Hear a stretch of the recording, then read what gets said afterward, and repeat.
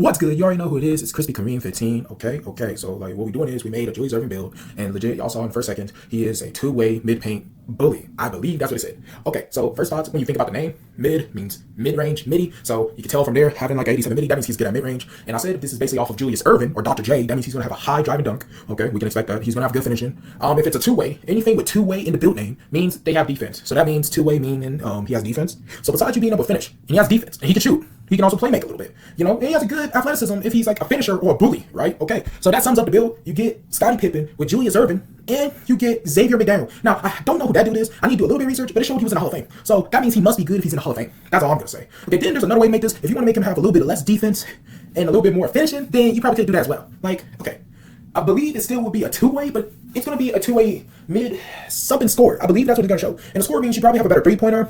And probably that's it. You probably just have a better shooting. That's it. You probably took down defense for that. Or finishing. It really doesn't matter, honestly. Because this build is so balanced. And legit, I believe it showed how it has no weaknesses. So, like, this build doesn't have no weaknesses. That's pretty good if you want to make a build that's all around. Or later on, when you use cap breakers, it's going to be OP. Because you got to think about it. There's 22 cap breakers in this game. And you got to think, am I casual? Or am I going to be playing the game all year long? If you're going to be playing the game all year long, then you have forever. Make a build that is not going to be so good at first, or it's going to be good, but it's going to get better with cap breakers. Or, if you're casual, just make a build that you're going to be satisfied with. If you do get some cap breakers, that's just a little bonus for you. So that's what you gotta think about when making builds. For me personally, that's why I make different variations of it. For me personally, I know I'm gonna be playing this all day as I can, but I know I'll be busy most of the time doing other things. So yeah, but for me, I know I'm gonna always make time for 2K. So I'm gonna make sure that I play that as much as I can. Now for you casual players, I'm making a build just for y'all. Now I feel like this is more of a casual build, and y'all probably wondering like, how is this more casual? Look at this. If you only get like 10 cap breakers, you can have a 99 drive and dunk, and then like lastly, you can just upgrade to threes as much as you want. And then boom, your player's already set. A two-way mid-paint score. Like they're both really good. Generally, as I said, you casual players should get the score. Because that means he can like score more and he's a better scorer. And you see that with a 50 three-pointer, he can make it. It's just very, very hard to do so. But guess what? When you get those cap breakers, and if you're casual, let's say you get 3 cap breakers, and you have a 50 dunk or 50 like three-pointer, for example, is most likely probably gonna go up to, let's say he's gonna go up to 73 after 3 cap breakers. That's pretty good, isn't it? So like generally, you gotta think about it.